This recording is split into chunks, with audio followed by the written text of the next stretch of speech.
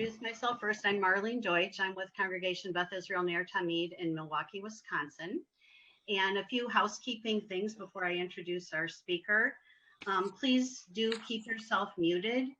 And Hetty has requested that if you do have a question, please type it in the chat, and I'll be monitoring the chat, and we'll ask her questions, as she takes a breath, and I can get the question in there.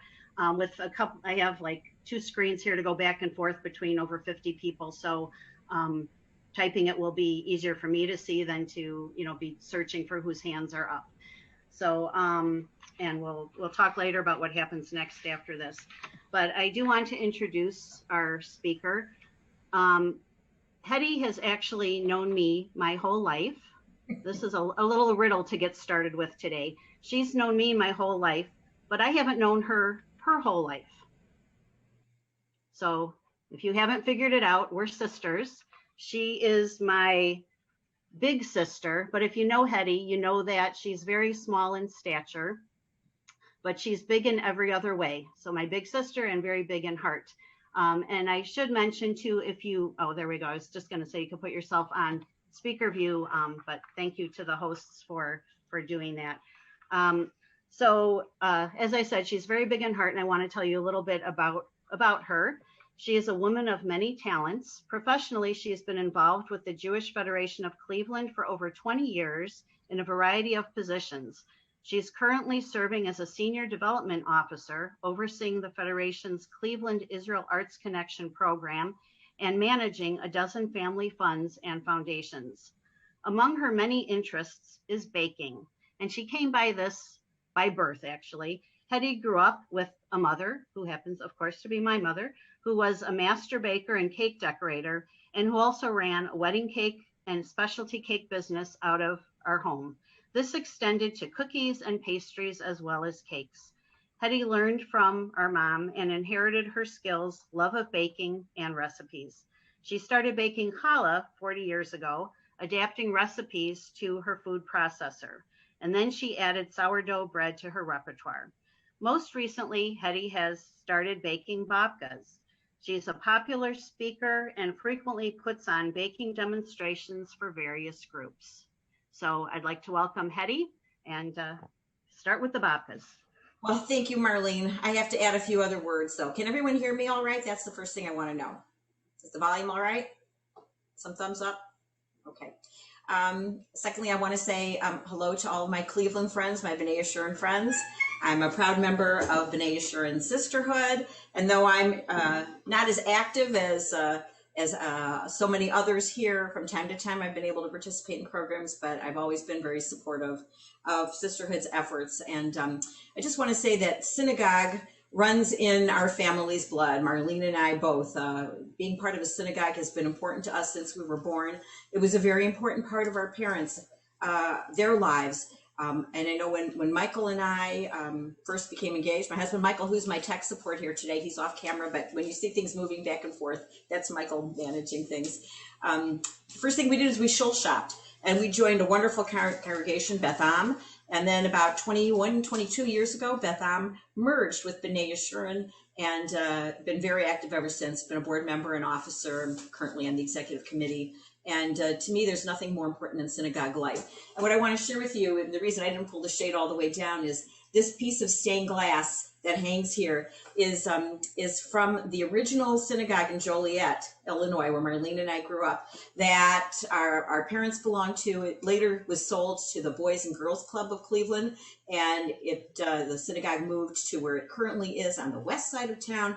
And when they were taking apart the synagogue, my father was able to purchase a piece of stained glass. And Marlene, I don't know if you also have one of these. I have a large window, the large window that needs some repair, unfortunately, but yes. Fortunately, mine's a small piece, and I hang it here. And one of the things that I want to share with you that is so important to me about baking is the tradition and the things that go around it. And it's not just that.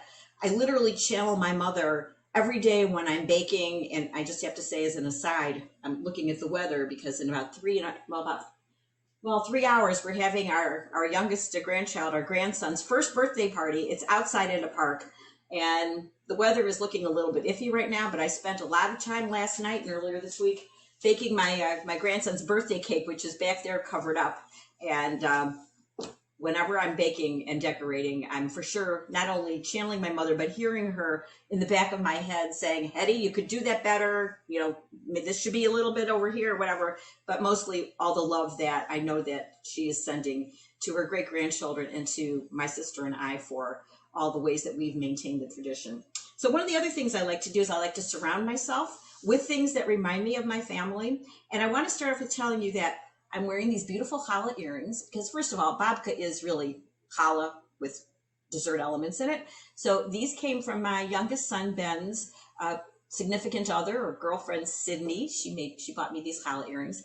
But the thing that I really want to point out to you is this magnificent apron that I'm wearing. It's debut today. Notice the challah pattern, and if I were to lift it up, you would see it's got these wonderful Magen David patterns on the back. And this was custom made for me by my sister, by Marlene. And I start to cry. My sister is equally talented. She has a workshop later this afternoon, and I know that you'll all enjoy that if you're heading to that as well.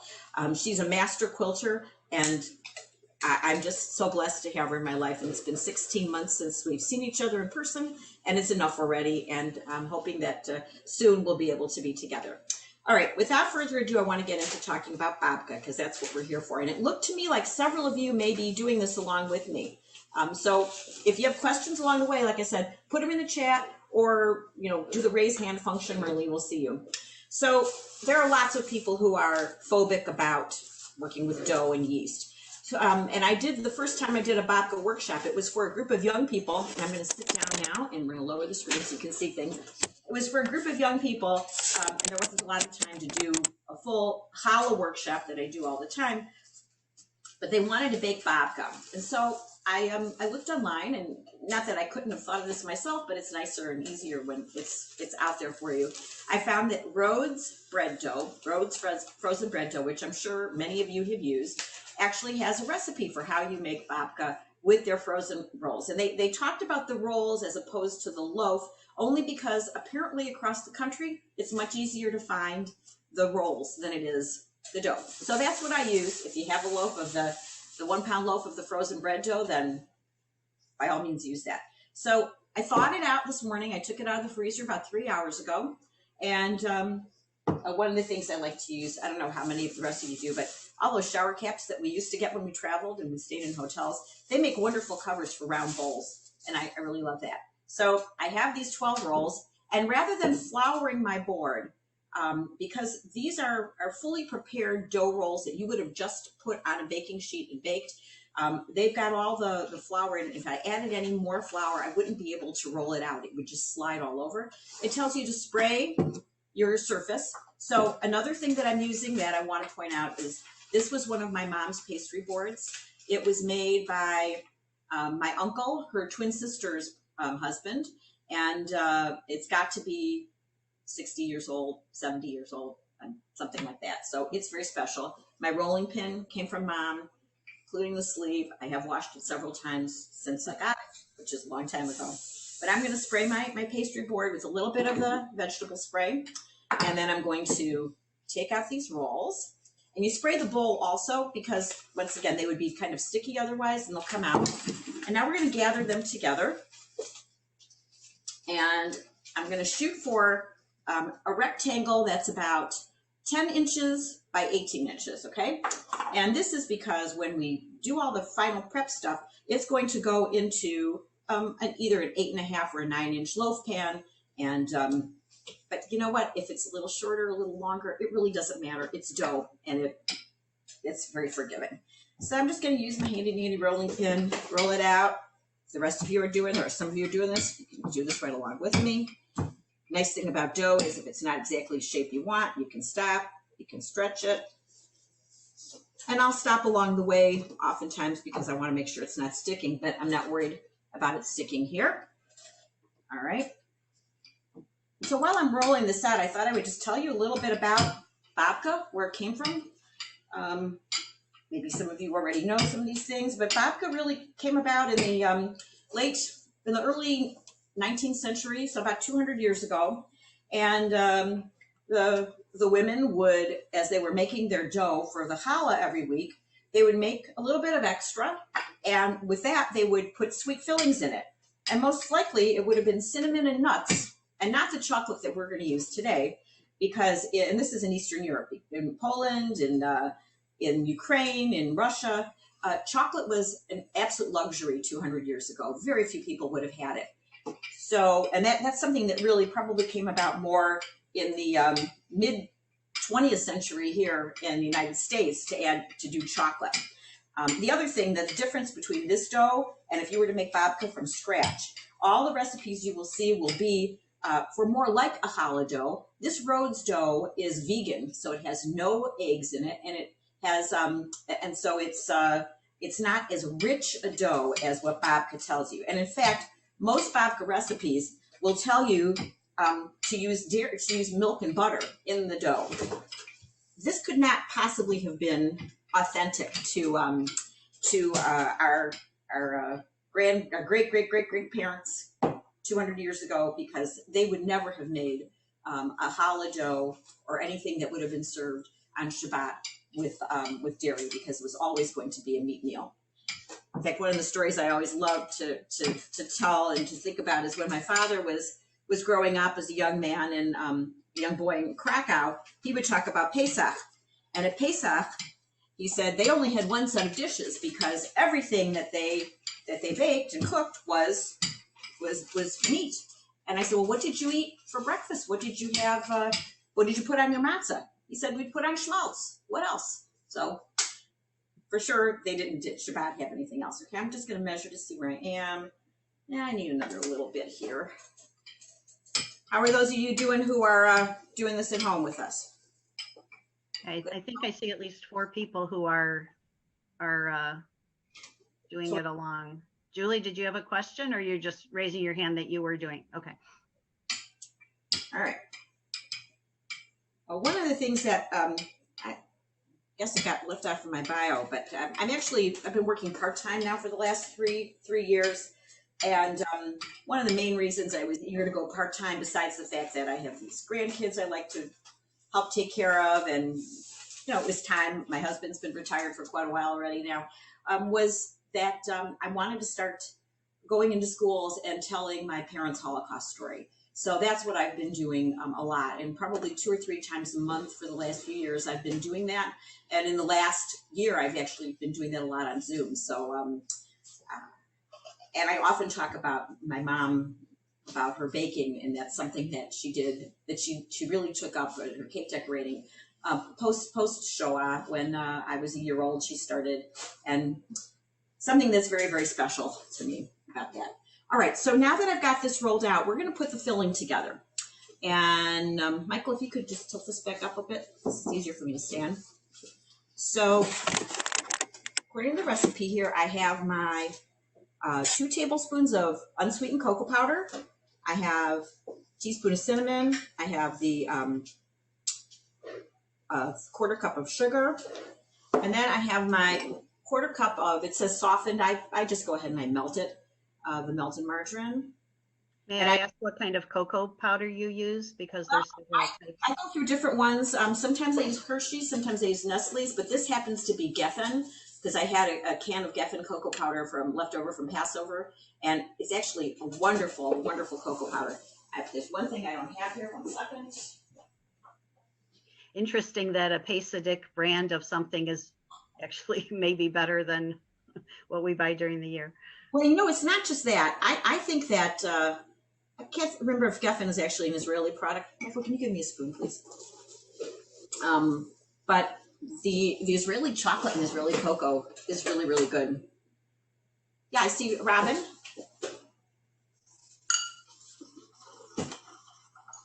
You're muted, Robin.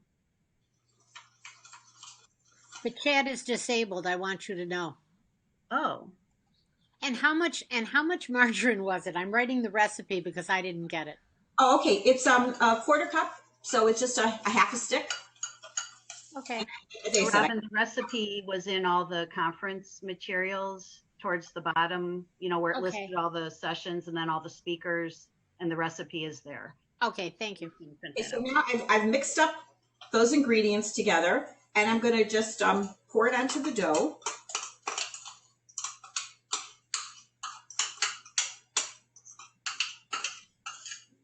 And I'm going to use my spatula because I've got to get every last drop out.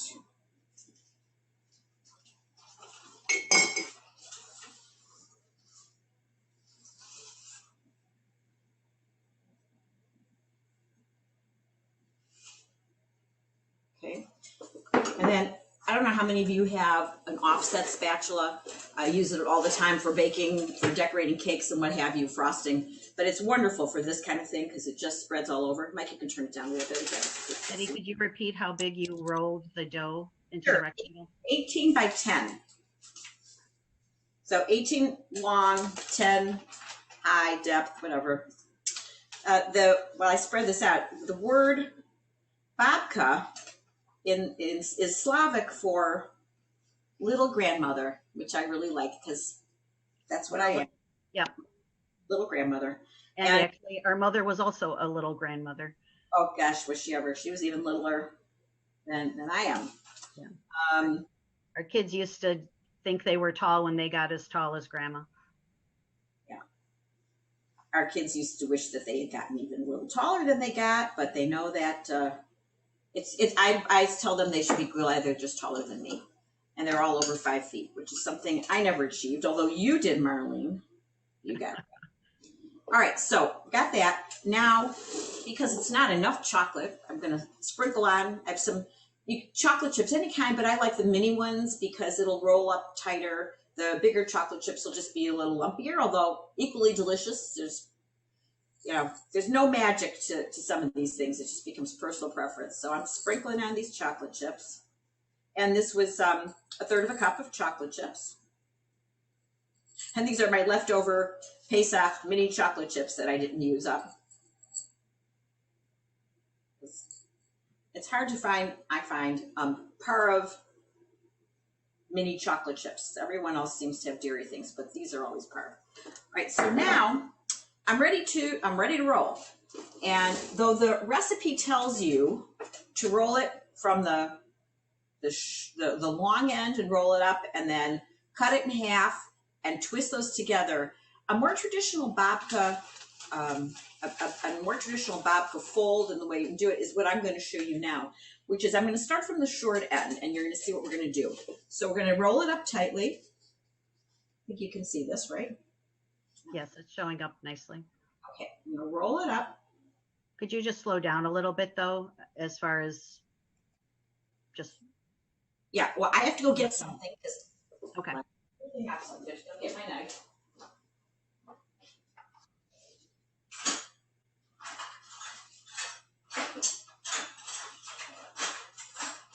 By a show of hands, how many of you have made babka before? What'd you ask, Marlene? I asked how many have made babka before. Maybe a handful, Okay. Not too many. All right. Okay to keep going? Yeah, just go a little slower in what you're doing and speaking, I think. Sure. That's not always easy for me. Now you're going to want either a really sharp knife or sharp scissors. I find a knife easier, and this is when my husband and I and some other friends in September of 2019, which I keep thinking of as last year, but it was really now almost 2 years ago. One of the last great trips we took before the pandemic hit was we went to Japan. And the one thing I knew I wanted to buy myself in Japan were some really good knives. So that's what I did. And these are amazing. I'm going to slice it all the way down and you're going to see what it looks like now. And while you're slicing, can you mention where in the grocery store you find Rhodes bread dough, and specifically in Cleveland? So in Cleveland, I've gotten it both at Mark's and at Heinen's, and I'm sure it's at other stores also. The one thing you want to be, and it's in the freezer section, it's frozen. The one thing you want to be sure that you're getting are the frozen dough rolls. They'll tell you put them on a sheet and bake them. Because the other thing that's available, and I think it's more readily available, and they might not be next to each other, are the brown and serve rolls. Don't buy the brown and serve. That's already pre-baked. You want the dough. All right. So now you can look and you can see, as I've sliced this in half, that there are all these wonderful layers. And you know, when you see babka, you see all those wonderful layers inside. So now what I'm going to do, before I get my hands any messier, I'm going to take my pan and I'm just going to spray it with pan. But you can put parchment in here and make a sling that you can use then to lift it out when it cools. I don't usually bother, but it's personal preference. So I've just sprayed it with some pan. Now I'm going to take these ends together and I'm going to braid it across each other, just like this.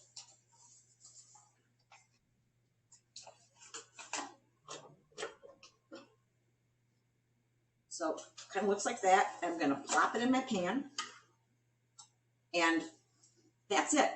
Now I'm going to cover it, and it's going to rise for 30 to 40 minutes, and then I'm going to glaze it with some beaten egg and bake it, and just bake it according to the directions.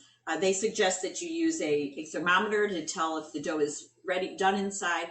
I like to do the tap method. If it sounds hollow, it's usually pretty good. But also, if you're a bread baker at all, you know to look at it and you can tell if it's raw in the middle. But you can use the instant read thermometer, and when it gets to be about 190 degrees, then you know your bread is baked. And then the other key thing is let it cool before you slice it, because it will be really hard to slice when it's all wet and you'll lose the layers. But I know it's so hard because it smells so good when you take it out of the oven.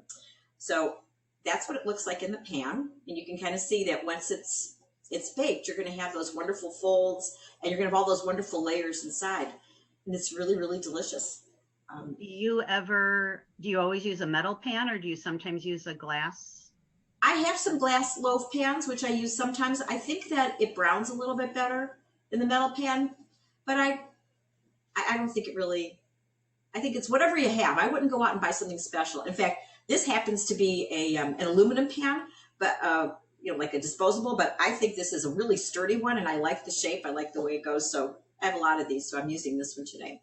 Okay, and do you use the whole egg to glaze it, or are you just using the yolk or the white? I use the whole egg, and here's another reason why, because I always have beaten egg for glazing, because I'm making challah every week, and that's what I use for my challah.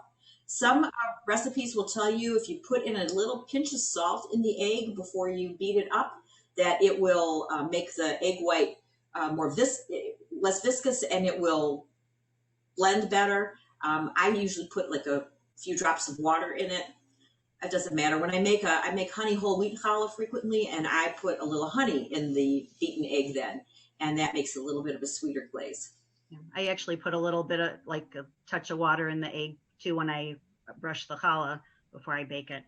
And somebody else wanted to just have you go over the temperature and the amount of time again for that. 350, 30 to 35 minutes. But I always say you've got to check it yourself. Everybody's oven is different. If you don't have an oven thermometer, it might be something you want to invest in. It's just a few dollars, and it may be that your oven is too hot, too cold. But if you're a cook or a baker at all, you know if your oven runs hot or cold, because you know if things take longer to bake or less time. 350? 350 degrees? 350, right. And also know that if you're baking more than one thing in the oven at the same time, it's going to take longer to bake. So it could be a few minutes, but if let's say you were baking 2 of these babkas at the same time, and you see that at 30 minutes or even 35 minutes, it still doesn't look like it's done, it's possible that it just might take a little longer. Same way when you use a microwave oven and you've got 2 bowls of soup instead of 1, it's going to take you twice as long to heat it up. I'm going to wash my hands, ask some more questions. But if we've got time and if people are interested, I actually, just because I had nothing else to do this morning, I made up some challah dough, which is more akin to what would probably be a bakery babka today, because it has the eggs in it. It's a richer dough, although certainly it's still parve. And I thought I would do another babka for you with the cinnamon and nut filling and show you that one if people are interested. So can I ask a question while you're washing your hands? Sure. Hear me? Okay. So I'm assuming 1 egg will glaze at least 1, if not more babkas? I probably could get 3 or 4 babkas out of the 1 egg. 1 egg. And then when you just leave it on the counter covered with plastic wrap to let it rise. So once you've started it, there's no more refrigeration of anything, right? Can you hear me from here? Yes. Yes. What I do, I leave it on my cooktop, and if I need it to rise a little quicker, I turn on my hood light because it actually gives a little bit of warmth. And so it goes a little faster. And I know when I am doing my rising of the challah dough, I'll turn my oven on and let it warm up to about 100, and then I turn it off, and I'll put the dough in the oven with the oven door cracked open. Just it's a warmer place for the dough to rise. Right. My kitchen tends to be cold, I guess, so I speed it along a little bit that way. Now, a lot of people have proof settings on their oven, and I from time to time use it. I would never use it for the initial rise. I don't think that the dough comes out quite as well when you do that. But I've often used it for the second rise. Hetty, could you tell us again what the amounts of the margarine, cocoa powder, sugar, and stuff can? Sure. The margarine was 1/4 cup or half a stick. The sugar, 1/4 cup. The cocoa powder was 2 tablespoons or 1/8 cup. 1 teaspoon cinnamon. Okay, thank you. That goes together, and then it's 1/3 cup of chocolate chips. And again, the recipe can be found, and the recipe as it is on the conference information actually has the instructions too, if you were going to have, done it along with Hetty, what you needed to do ahead, but the recipe is there. And we have another question. When you let the dough rest at the beginning, how long do you let it rest? You mean when I took, the recipe says to let the dough rest. After I've shaped it, you mean? Because the recipe, I'm not making the dough from scratch. Remember, I'm using the rolls. I took them out of the freezer 3 hours ago before we started the workshop. But now I'm going to let the dough rest 30 to 40 minutes. If you're making it from scratch, sometimes it would tell you to let it rest longer. The main thing to look at is, did it rise up above the pan? So look to see if it rises up above the pan, then you're good. I assume you can use any other filling. For instance, I've been looking for a reason to use leftover poppy seed from my poppy seed dump. Oh, sure. It'd be a poppy seed kuchen, it'd be like a poppy seed cake. You could absolutely do poppy seed babkas. Probably the most popular ones are the chocolate, the cinnamon nut, and the poppy seed. Mm-hmm. Okay, good. All right, so this is my typical bread dough. I will typically make either 2 smaller loaves out of this or 1 very large loaf, and I'm going to use half of it now because it's about 6 cups of flour, a little less, depends what the humidity is like, how much flour I'm putting in any given day. But I'm going to use half of it to do this next babka, and if we have time, I'm going to show you how to do a 4 braided round challah. That would be perfect for Shavuot coming up, if you're all interested. So, all right. The nice thing about baking anything, you can make it how you want it, customize it to what fillings you like, what you have on hand. I think the only thing to probably be careful of is if your filling might have too much moisture in it, that could cause a problem. Sorry for the up and down. I'm trying to be it so you can see both me and this, but I'm not used to sitting when I'm baking. So I've got here. Oh wait, I forgot what I was doing first. I'm not doing the challah first. I'm doing the babka first. Okay, so I'm going to do the same thing where I'm going to roll it out to about 10 by 18. And this time you saw I did put flour on because this is my challah dough. And if I'm doing anything with my dough, it needs a little bit of flour first. But it's a really good consistency. It's not sticky. It's soft. And Marlene is a wonderful challah baker as well. Marlene gets really creative, and she makes shapes and things and all kinds of fun stuff. I used to make, however old the kids were, then they got a challah in the shape of a 7 or an 8 for how old they were and different holidays. But I use Hetty's recipe, although we do it slightly different. So they're both delicious, but they taste a little different. everybody using the same recipe is going to come out with something different. I don't know. Maybe it's the sweat from your hands, your thoroughly washed hands, of course, but. Plus, the eggs in Wisconsin could be different than Ohio. The water is different, the humidity. I mean, there's a lot of variables. And yet it's a forgiving thing. I mean, it's. But I also think, Marlene, that part of it is that people will read the same recipe and they'll interpret things differently and they'll do things differently. One of the differences I know between what you and I do is when I do my challah dough in the food processor, which is how I always do it, so it takes virtually no time, I let the food processor run a lot longer than you let yours run. And that's a difference. I've also switched. I know originally you used all-purpose flour and switched to bread flour, and I have also switched to bread flour now. Somebody would like to know if you'll share your challah recipe. Oh, absolutely.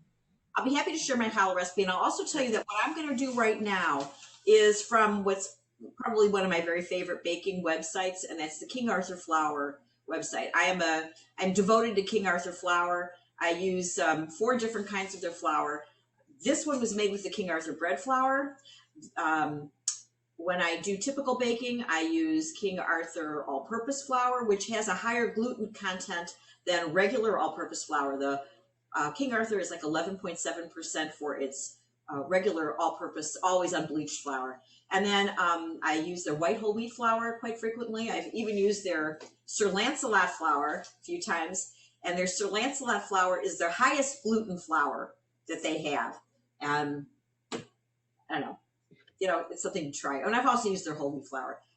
But I love their flours. I've been making sourdough bread for over the last year. A friend of mine gave me some starter, and I've kept it alive for over a year now. And I make baguettes, I make hamburger buns, regular sourdough loaves. I've done Marlene, is that behind you? So I did a Tu B'Shvat babka back in January when I was doing another challah workshop. I showed this to them, and this is from scratch. And this is also on a website, but I can send you the link to that. It has all 7 species in it. 3 of the species are in the dough, and 4 of them are in the filling. And it was delicious. I don't know if you can show the picture with it sliced in half, Marlene. Sure. And, as far as your challah recipe and other recipes, I'm thinking it might be easier for you to email it to Carol Marks, and she can probably send it out that way. Be happy to do that. And I can also send, if I get to the 4 braid, I can send that as well. Yeah. All right. So, and we have a question about, just to clarify, the Rhodes dough that you use is a yeast dinner roll. Is that what it's called? The Rhodes yeast dinner rolls? Probably, yeah. Okay, because you said basically there's the already baked ones, and then right. Okay, so here I have the ingredients for the filling that I'm going to put in, and it calls for half a cup of brown sugar, which I've got here. It's got cinnamon. It's got water, just a couple teaspoons, and then it's got the melted margarine, just like in the other thing. Michael, can you give me a spoon again, please? Smaller already. The small sweater. And this is going to go on the thing. And this recipe came from the King Arthur website, and they have it with the dough. Like I said, I didn't make the dough. That recipe, that's a dairy dough. I did my challah dough, but the recipe for the filling and then the little topping came from their website. They're terrific website. You'll learn a lot. So here I'm going to mix up now these few ingredients to make the filling. They come together really easily. And is that bowl also a bowl from Mom, that Pyrex container? It's one of her old Pyrex bowls. Because I have at least one of those also. Right. And I have Mom's one of her Pyrex 1-cup measuring cups. That right. It's nice to have all those items because it does remind you of your parents or other special people, and you feel the connection when you're making it. Well, what's really fun for me, I need a knife also. What's really fun for me now is that I've been baking with my granddaughters. My oldest granddaughter in 3 weeks will be 7 years old, And my younger granddaughter, her sister, is just turned 4. And the older granddaughter now is a whiz at cracking eggs. You should see her crack eggs. She's amazing at it. And they all love to stir. They know the joys of licking the spoons and the everything afterwards. So that's been a lot of fun for them. But it's so precious to me because we have so many memories, Marlene and I, of our kids being in Joliet for holidays and other kinds of things. And Grandma would bake with them, and she would be decorating cakes, and the kids would come downstairs, and she'd say, "Open your mouths," and she'd put a squirt of frosting on everybody's tongue. And they were like little birds with their mouths open, waiting for the frosting. But yeah, our mom let them decorate cupcakes with not many houses have every color homemade frosting and all the pastry bags, and the kids' frosting, of course, was piled about 2 inches high on each cupcake. But and how much cinnamon did you put in there, Hetty? This has the recipe's online. It's 4 teaspoons of cinnamon, half cup of brown sugar, like a quarter, just a pinch of salt. I think it was. No, the salt is something else. What did I say? It was a quarter cup of butter or margarine. Everything once again, it's all part of. And again, it's the King Arthur website, and it's called, what is the name of the recipe to look for? Babka, like cinnamon nut babka. Okay. But I can forward the link to Carolyn too, and they can put that up there as well. Thank you. King Arthur would love that. So now, like I did chocolate chips before, now I'm going to do some chopped nuts. It's optional. If you don't want to do it, don't do it. If you want to do it ahead of time. What kind of nuts are you using? These are walnuts. They suggest walnuts or pecans. I decided I would take whatever came out of the freezer first, whatever was closest. So that was that. And because the computer is plugged into the plug where my toaster oven is, I decided not to toast the walnuts ahead of time because I would toast them in the toaster oven. You could toast them in a pan. You could toast them in a regular oven, whatever. Now I'm sprinkling on a half a cup of golden raisins.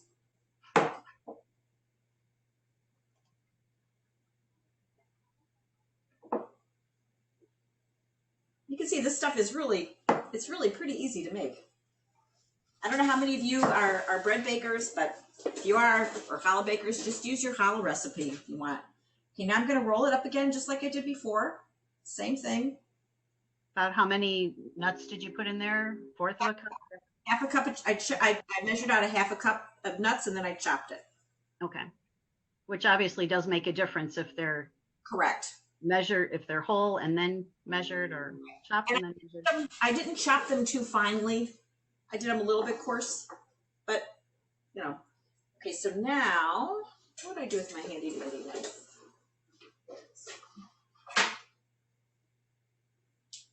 Now I'm going to do the same thing again. I'm going to spray my loaf pan. And I don't know if some of you are feeling cheated in all this, because if we were in person, I think we'd be getting some fresh babka to sample when this was over. Well, I would have had some prepared for you that you get to see. Yeah. So we're all getting a little cheated here to only see it and not get to eat it. Anyway, so now I've cut it again, just like I did before. And I'm going to do the exact same kind of twist. One on top of the other. And you can't mess it up, right? There's just no messing this stuff up. You're going to put it in a pan and bake it. You can smush it around. You can do whatever. You can see that. And now I'm going to put it in here and squish it in to make it fit because it's a little bit longer. But it came out really nicely. Now this one, a little differently than we did before. Now I'm going to make a little topping that goes on top, a little streusel topping. And you can do that on the chocolate one too. There's recipes everywhere for the streusel topping. So hang on, let me get the stuff for that.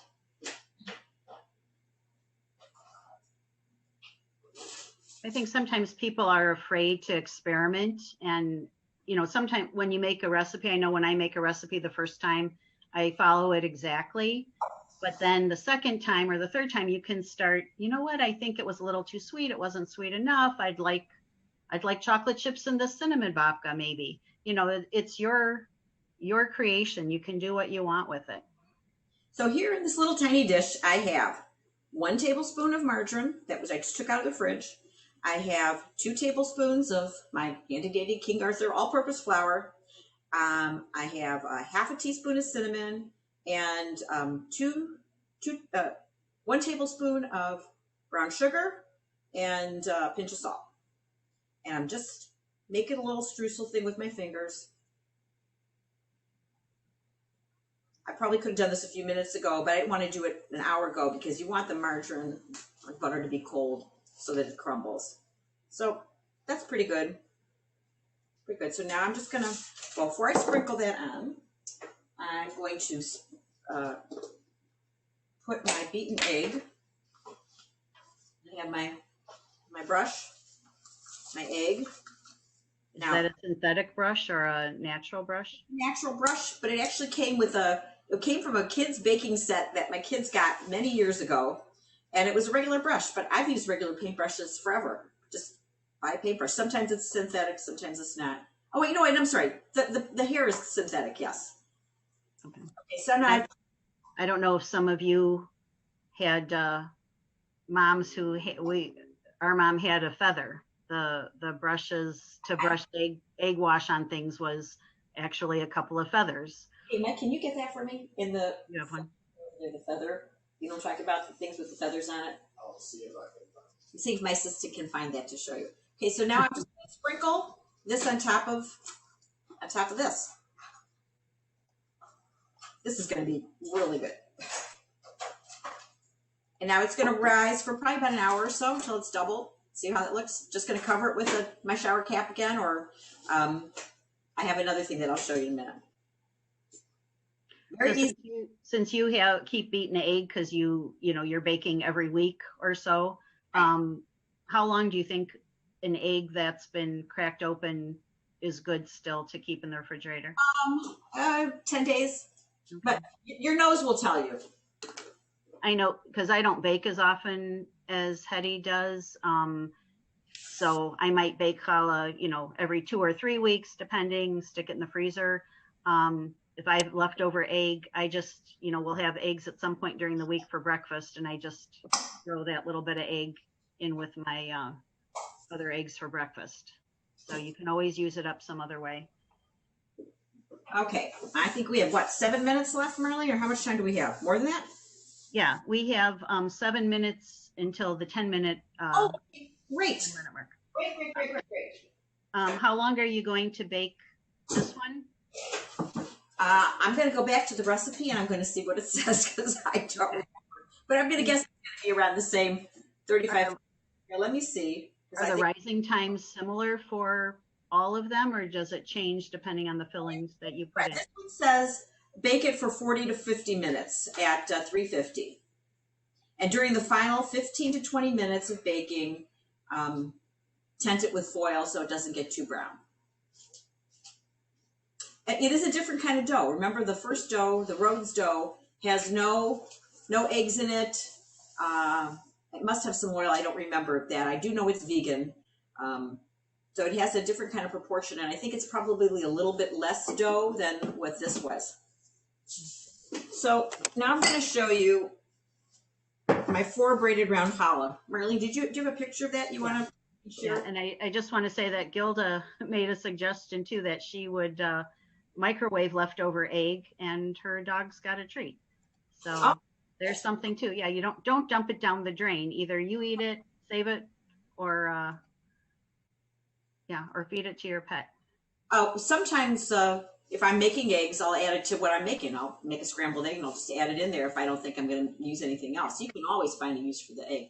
So behind Marlene is a picture of actually a large round challah. I made that on a round. I think that's probably a 14-inch, at least a 12 or 14-inch round pan, and it came out very large, very beautiful, very nice.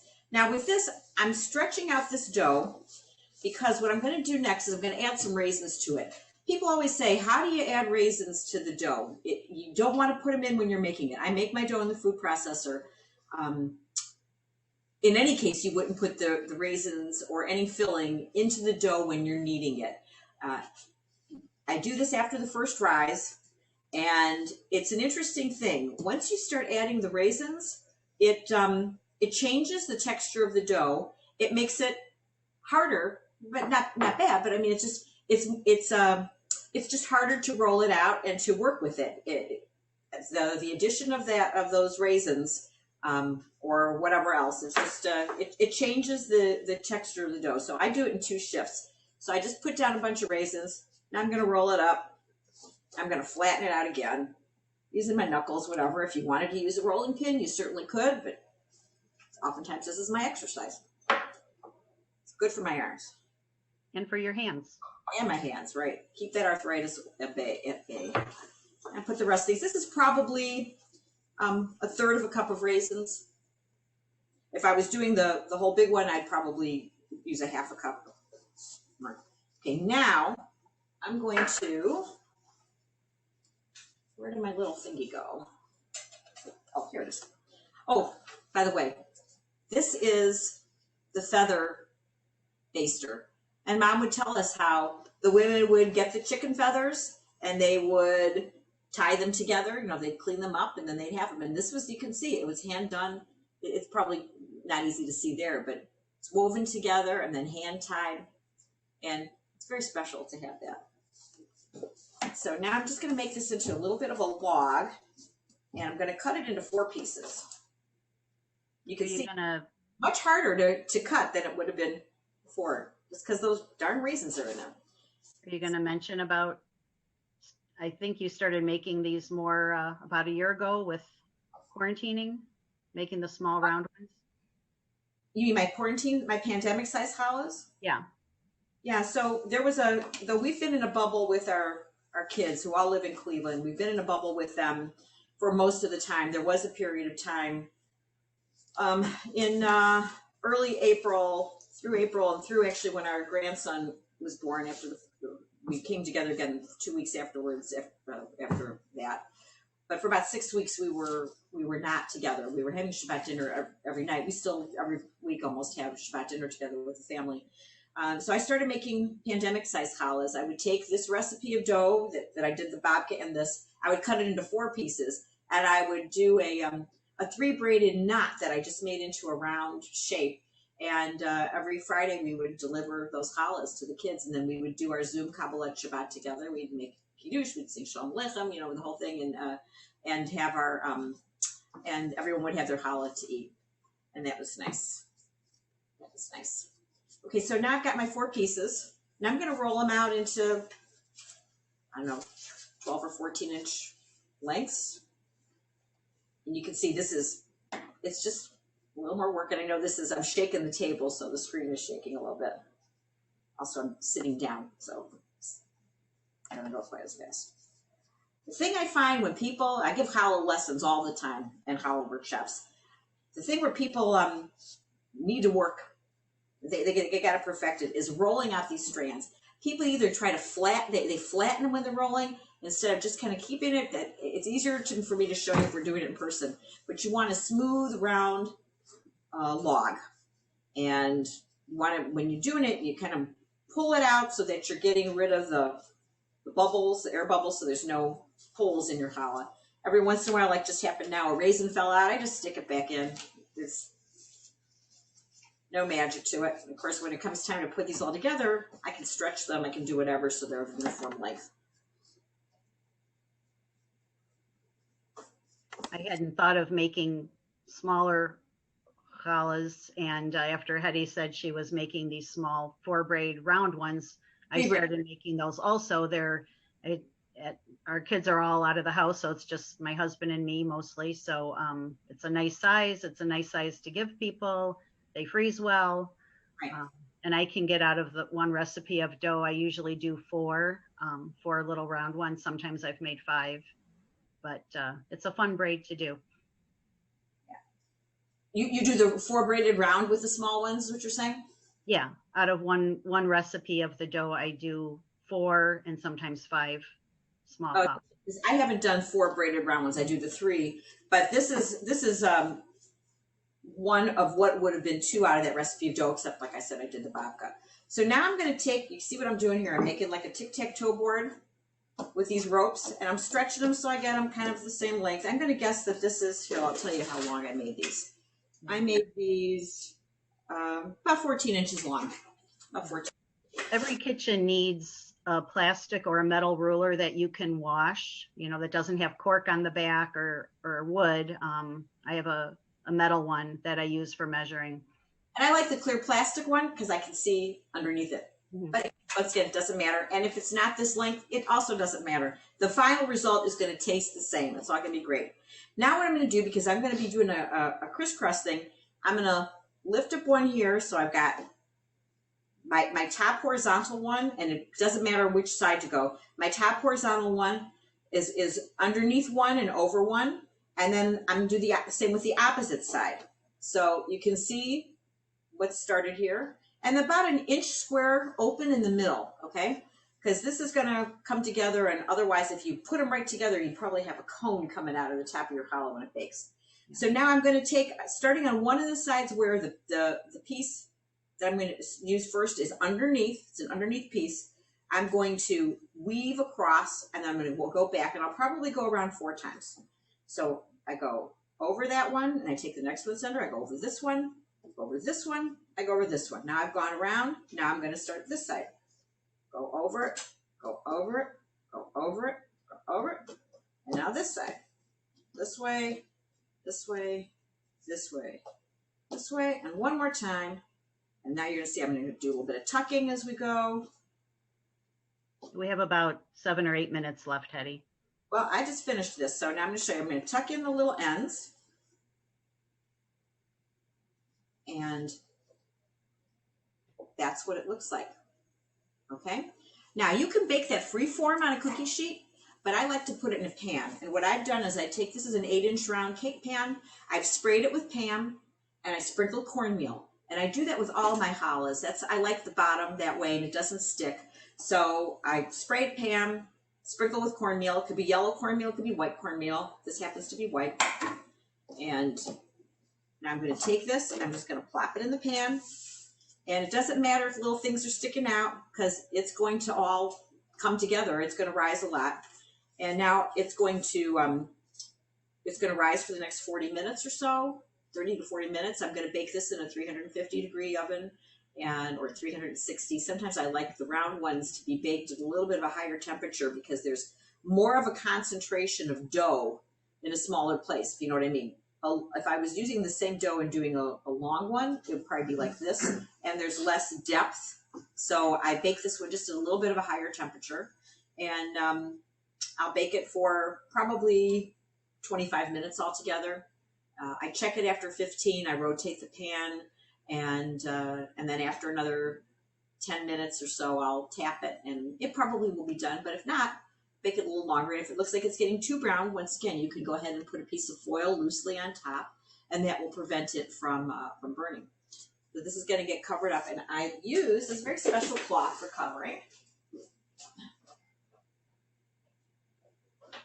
That once again came as a gift from my sister a long time ago. This is my challah cover, and if you saw it in person, you would see that even though it gets washed frequently, it's got some stains and things on it because I've had it for years, and I just love it. And it has the bracha for if you're making a large enough quantity of challah for the taking of challah, for the ritual of taking challah. So I'll put that on my stove and cover it up. And you use, I know you have a convection oven, but you just use the regular oven, I think? Right. I rarely use my convection oven for baking. All right, so in addition to the chocolate babka, we did a cinnamon and nut babka, and we did a 4-braided challah. And I am open to any and all questions that you may have.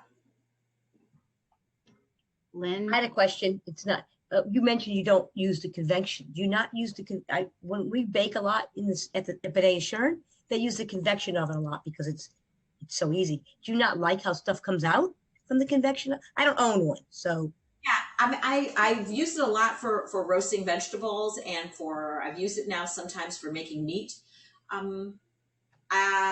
Actually, I have to tell you, I think for my grandson's birthday cake, I think I actually did use the convection because I ran out of time.